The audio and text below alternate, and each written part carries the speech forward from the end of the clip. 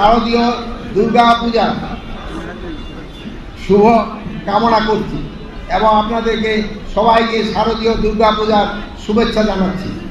আপনারা জানেন বাংলাদেশের ভিতর এই বৃন্দাবন মানে সবচেয়ে বড় এবং এখানে গতবার আমি এসেছিলাম।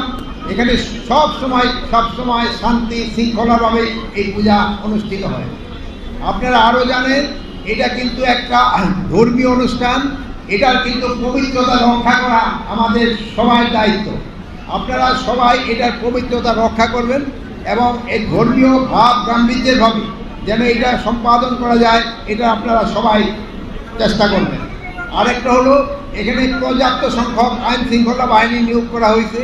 এখানে পুলিশ আছে, আনসার আছে, সশস্ত্র বাহিনী আছে, তারপরে আপনার মহিলাদের মন্ত্রণালয় থেকে আমাদের স্বেচ্ছাসেবক আছেন, সবচেয়ে বেশি আছেন আমাদের পূজা কমিটির স্বেচ্ছাসেবক। তারা কিন্তু দিন রাতই এটা আপনাদের বিভিন্ন কাজে সহায়তা করতেছেন এবং এটা আইন শৃঙ্খলা যেন ঠিক থাকে এটা সহায়তা করে যাচ্ছেন। তবে আপনারা জানেন যে চিটাগাঙে স্পেশালি খাগড়াছড়ি এবং গুইমারায় একটা ঘটনা ঘটছে।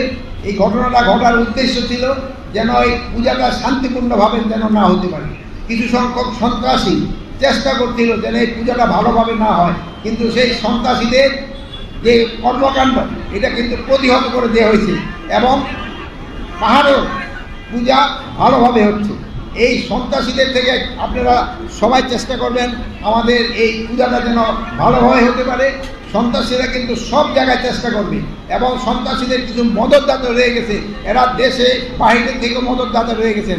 এই মদতদাতাদের থেকেও আপনারা তাদের যে একটা খারাপ ইচ্ছা এটা আপনারা কিন্তু দূর করে দিতে পারবেন।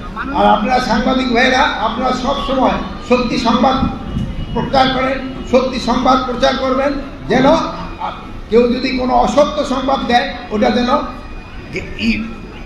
কি বলে বন্ধ হয়ে যায়, আর ওটা যেন তারা প্রকাশও করতে না পারে।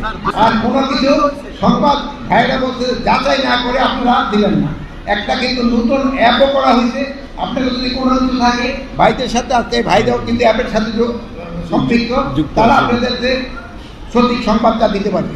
চিহ্নিত সন্ত্রাসীকে চিহ্নিত করার জন্য ব্যবস্থা নেওয়া হয়েছে এবং কিছু সংখ্যক সন্ত্রাসীদের আইনের আওতায় নিয়ে আসা হয়েছে।